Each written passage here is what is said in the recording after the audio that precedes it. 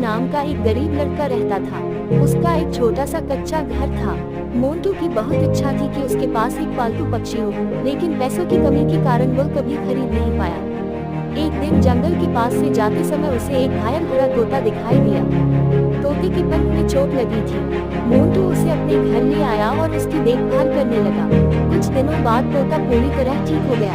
एक सुबह अचानक मोंटू ने सुना, मोंटू, तुम बहुत अच्छे लड़के हो। मोंटू ये सुनकर चौंक गया। इधर उधर देखने के बाद उसे समझ आया कि यह आवाज तोते की थी। मोंटू ने तोते का नाम मिठू रखा।